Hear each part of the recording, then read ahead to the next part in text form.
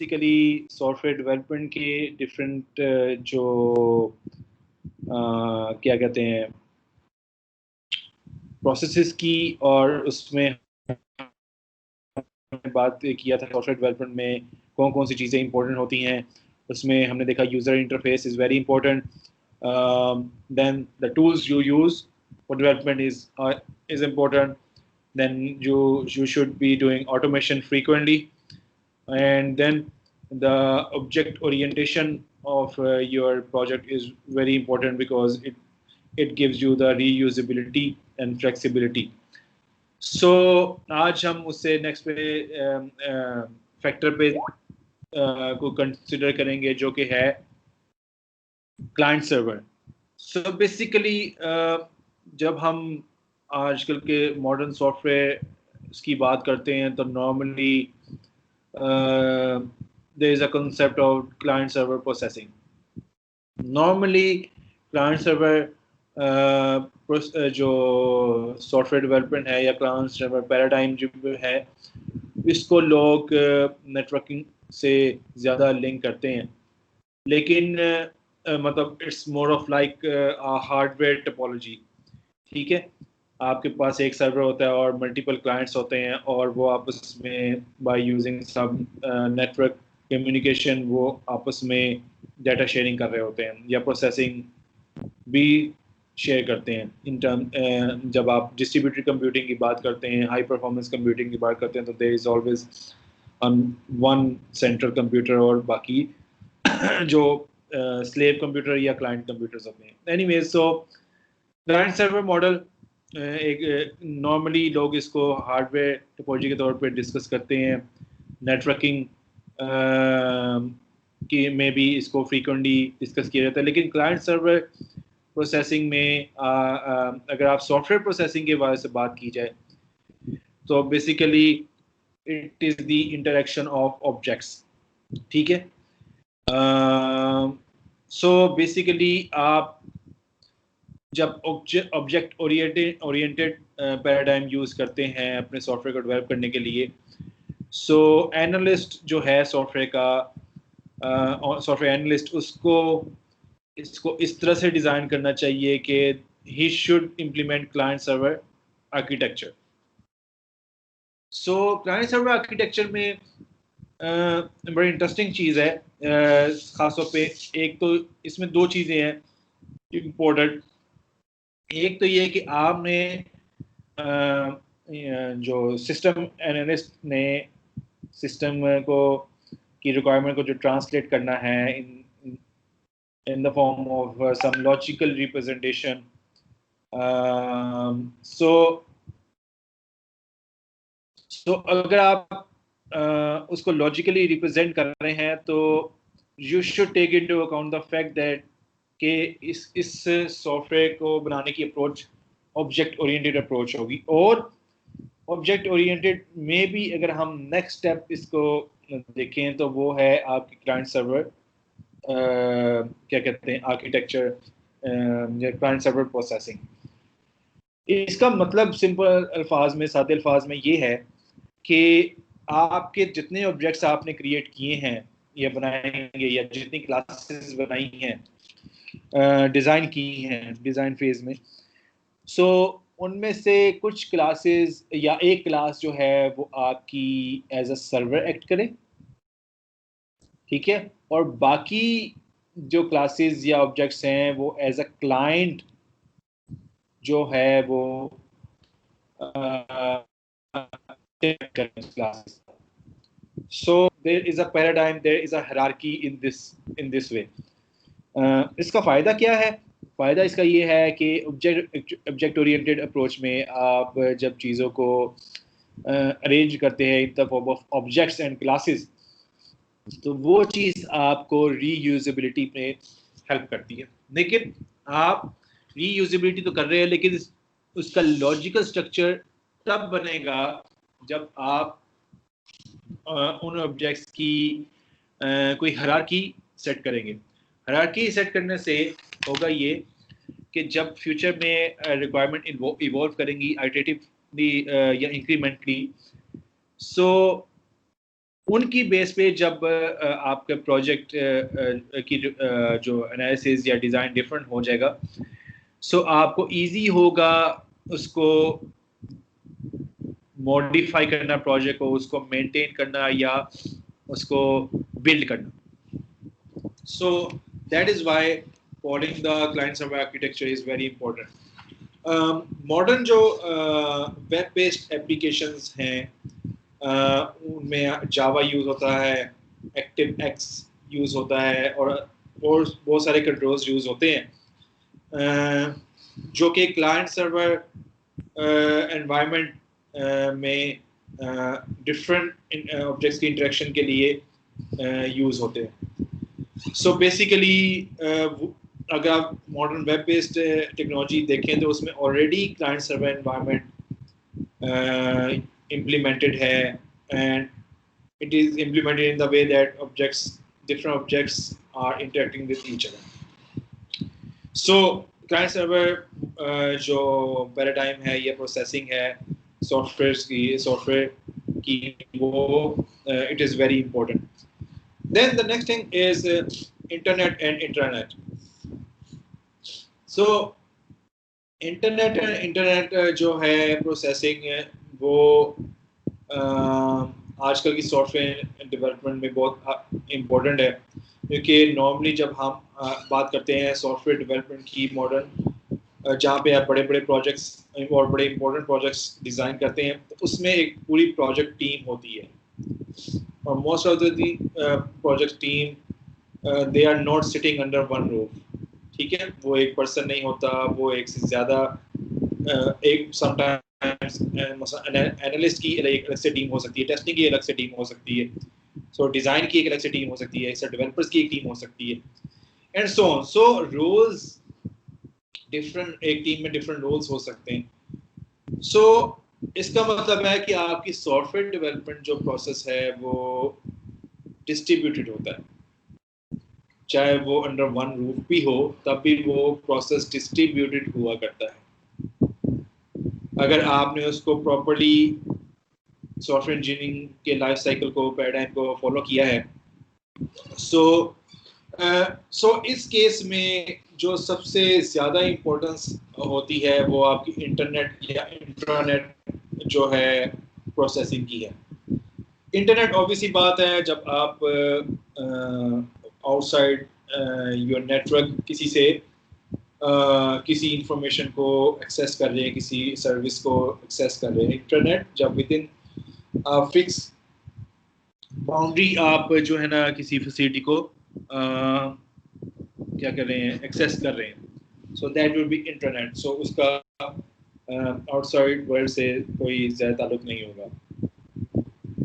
सो इसका मतलब है कि जब हम सॉफ्टवेयर एनालिसिस की फेज़ में होते हैं, जब हम लॉजिकल आर्किटेक्चर डिज़ाइन कर रहे होते हैं, सो एनालिस्ट को लॉजिकल डिज़ाइन बनाते वक्त या उसका आर्किटेक्चर बनाते वक्त GFTs को मद्देनज़र रखना पड़ता है या मद्देनज़र रखना चाहिए.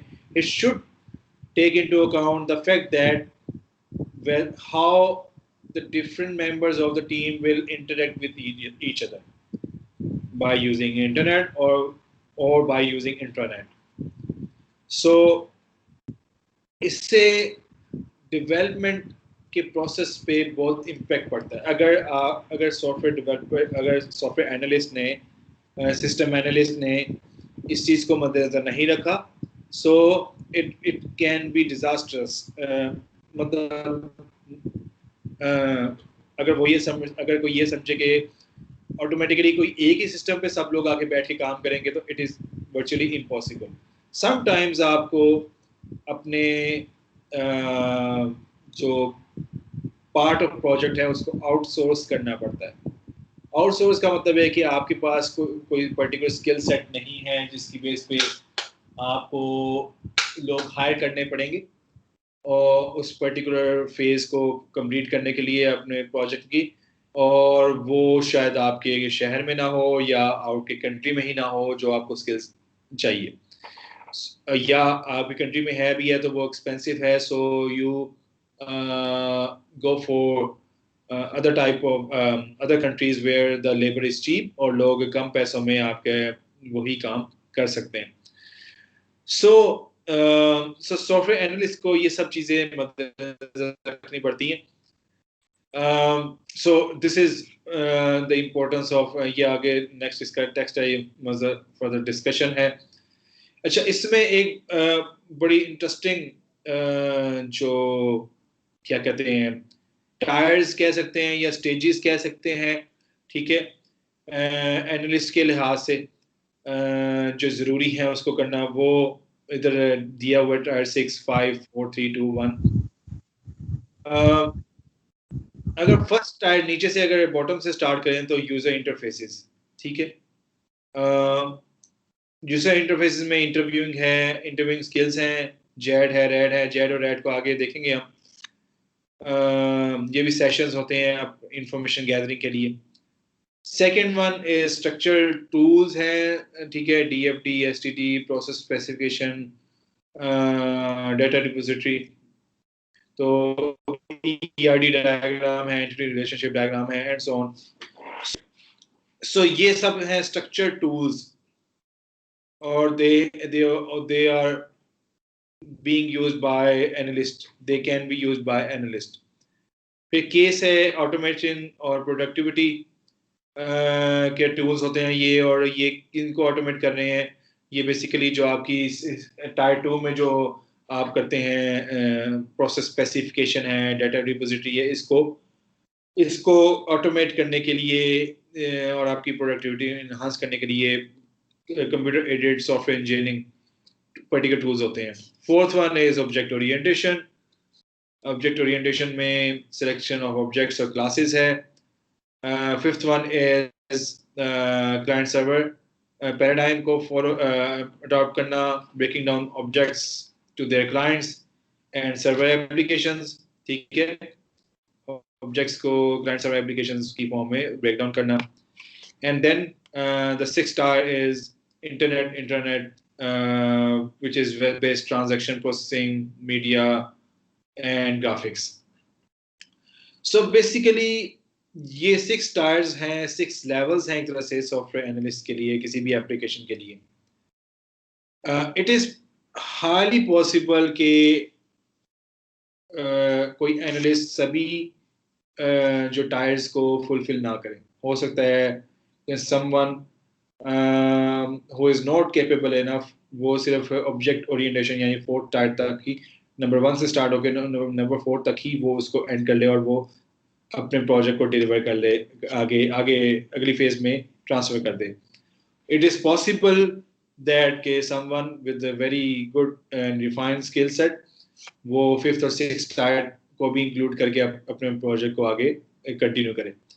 सो द पॉइंट इज कि apart from basic concepts of object orientation, an analyst should take into account or should be trained enough कि उसे client server modeling और internet based जो modeling है उसका पता हो. So basically he should be able to develop these kind of applications. So although it's a very difficult you can say or very big area और इसमें numerous techniques हैं, tools हैं, available हैं, लेकिन still लोग agree करते हैं कि there are some steps which if you follow you can do better, you can say as an analyst or better software development overall. अच्छा, जैसे कि मैंने शुरू में एक जगह कहा था कि सॉफ्टवेयर एनालिसिस जो फेस है, it is the most major part of और most important part of your entire software development paradigm or software development life cycle, and it takes the most time out of all the phases normally. मगर normally लोग समझते हैं कि ये 75% तक जो time है सॉफ्टवेयर एनालिस्ट या सॉफ्टवेयर एनालिसिस में लग जाता है एंटायर प्रोसेस का.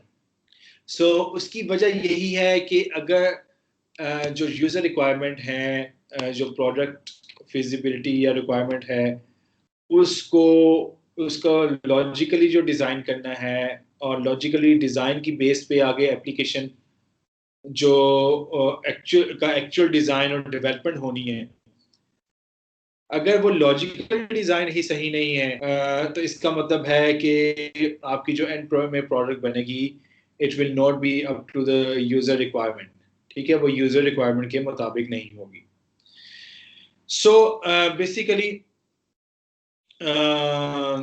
सो this is a step by step, आगे जो शुरू हो रहा है टॉपिक, वो स्टेप बाय स्टेप प्रोसेस है, that how you should gather the data that you need to create a requirement document. सबसे पहली इसमें जो चीज़ है वो है step to establish your user interfaces. अब user interfaces basically they can vary, और how they can vary we will discuss it right now.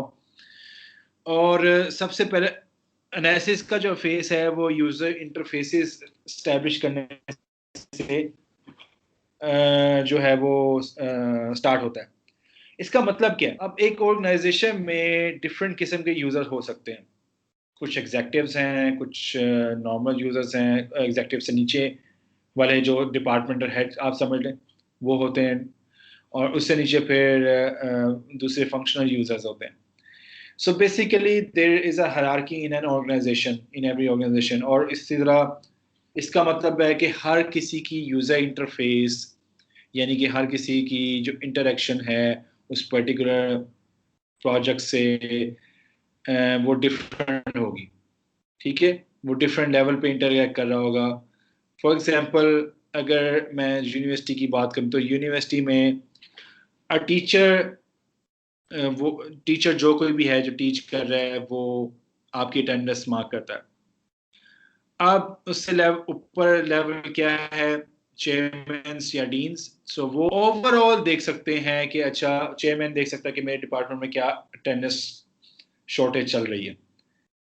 इससे डीन देख सकते हैं मेरी फैकल्टी में कितने सब्जेक्ट्स पढ़ाए जा रहे हैं, उनकी क्या अटेंडेंस चल रही है। इससे ही वाइस चांसलर देख सकते हैं कि पूरे यूनिवर्सिटी में ओवरऑल अटेंडेंस क्या चल रही है। सो बेसिकली व्यू का, ओवरव्यू का फर्क है। ठीक है, पर्सपेक्टिव का फर्क है, इंटरफेस का। इसका मतलब है कि जो हायर लेवल एग्जेक्टिव्स होते हैं उनकी इंटरफेस जो बेसिक यूजर है उससे बिल्कुल डिफरेंट होती है। So this is the difference between the user interface. So जो एट द स्टार्ट में ही जो एनालिस्ट को अपनी यूजर इंटरफेसेस को एस्टेब्लिश करना पड़ता है, और वो किस तरह एस्टेब्लिश करेगा? On the basis of requirement. इसमें सबसे पहली जो यूजर इंटरफेस है वो है एग्जेक्टिव इंटरफेस, जैसे कि मैंने जिक्र किया। एग्जेक्टिव लेवल जो होते हैं इंटरफेसेस, किसी हर प्रोजेक्ट में एक एग्जेक्टिव लेवल जो सपोर्टर या पर्सन जरूर होता है। उसकी उसकी उसकी इजाज़त के बगैर, उसकी इंटेंशन के बगैर एक तो प्रोजेक्ट स्टार्ट नहीं हो सकता। एग्जेक्टिव इंटरफेस का मतलब ही ये है। सो बेसिकली आप उसे ये भी कह सकते हैं कि he is the sponsor of your project. ठीक है, वो स्केड्यूल भी करता है, स्पॉन्सर भी करता है आपके प्रोजेक्ट को, और वो प्रोजेक्ट टीम को प्रोजेक्ट देता है। सो और वो नॉर्मली डिफाइन कर रहा होता है कि ऑर्गेनाइजेशन से क्या एक्सपेक्ट किया जाता है और क्या ऑब्जेक्टिव्स होंगे इस पर्टिकुलर प्रोजेक्ट के। So normally it all starts with a letter to the you can say project team. वो एक लेटर लिखेगा जिसमें प्रिलिमिनरी स्केड्यूल होगा, और वो प्रोजेक्ट टीम को वो सेंड करेगा कि मुझे 6 महीने में या साल में या एक पर्टिकुलर टाइम पीरियड में मुझे ये प्रोडक्ट या प्रोजेक्ट चाहिए जिसके ये ऑब्जेक्टिव्स होंगे। So this is a letter in the form of letter. So letter की इंपॉर्टेंस क्या है कि उस लेटर एक तो ऑफिशियल एक चीज़ होती है किसी भी सॉफ्टवेयर हाउस के लिए या सॉफ्टवेयर डेवलपमेंट टीम के लिए, और उसमें उन्हें अंदाजा हो जाता है कि whether they can do it or not, whether they should take this project or not. So that's how it all starts. So उससे आपको प्रोजेक्ट के कंटेंट और इंटेंट जो है वो पता लगती है. जो एग्जीक्यूटिव सपोर्टर होता है, क्या कहते हैं, वो वाहिद पर्सन होता है जो रेगुलरली आपकी एनालिस्ट के साथ और भी लिंक्ड होता है और आपकी जो उसके साथ भी लिंक्ड होता है. So basically he is kind of a bridge between the two. यहाँ पे एक डायग्राम दी गई है, फिगर दी गई है जिसमें एक इंटरफेसेस डिफरेंट डिस्कस की गई हैं. इन इंटरफेसेस में अगर आप देखें तो executive supporter is top of the hierarchy, फिर वीपी रोल्स हैं, vice president sales, operations, finance, line managers कहते हैं, मैनेजर्स लेवल के, और सबसे आखिर एंड पे के बाद फंक्शनल यूजर्स हैं जिसमें मुख्तलिफ किस्म के फंक्शनैलिटीज हो सकती हैं. ठीक है. सो ये तमाम जो है इंटरफेसेस हैं. सो मसलन वीपी सेल्स है, इसमें फ्रेंचाइज की एक इंटरफेस है. फ्रेंचाइज में अब बहुत सारे लोग डील कर रहे हैं फ्रेंचाइज को. ओके. सो सेकंड जो इंटरफेस है, जैसे मैंने बताया, लाइन मैनेजर्स या डिपार्टमेंट हेड होते हैं, और डिपार्टमेंट हेड जो होते हैं वो they should provide guidance about the individuals, ठीक है, about which individuals should represent the departmental needs. So basically वो इंडिविजुअल वो गाइडेंस देते हैं एग्जीक्यूटिव्स को के और नीचे फंक्शन यूजर्स को भी कि किन इंडिविजुअल्स ने क्या काम करना है. सो डिपेंड करता है कि ऑर्गेनाइजेशन का साइज क्या है. सो नॉर्मली जो डिपार्टमेंट हेड हैं they might establish review sessions to ensure the compliance. So organizations के अपने अपने डिपार्टमेंट के जो फंक्शनैलिटीज हैं या इंटरफेसेस हैं उनको देखने के लिए कि whether they are the project will be is being developed according to what is their individual departments या users requirement. So इसके लिए वो रेगुलरली रिव्यू करते हैं उस प्रोजेक्ट को. तो फंक्शनल यूजर्स ये क्योंकि सबसे एंड पे जो यूजर्स काम करते हैं वो फंक्शनल यूजर्स होते हैं. सो फंक्शनल यूजर्स नॉर्मली बहुत इंपॉर्टेंट होते हैं क्योंकि वो एक्चुअल यूजर्स होते हैं. उन्हें डाटा को मैनिपुलेट करना है, एंटर करना है, कलेक्ट करना है, या मेजर प्रोसेसिंग उन्होंने करनी होती है. सो वो स्टेप बाय स्टेप वो सारे सिस्टम को जानते होते हैं, प्रोसीजर्स को जानते होते हैं, और वो ये समझते होते हैं कि उन्हें किस किस्म का सिस्टम चाहिए. सो ये 3 इंटरफेसेस हैं किसी भी सॉफ्टवेयर प्रोजेक्ट की, और ये समझना बहुत ज़रूरी है किसी भी एनालिस्ट के लिए कि he should whatever requirement he has, the requirement should be coming from all these 3 interfaces so that he can design the project in a way. जी, यहाँ तक किसी को कोई सवाल है?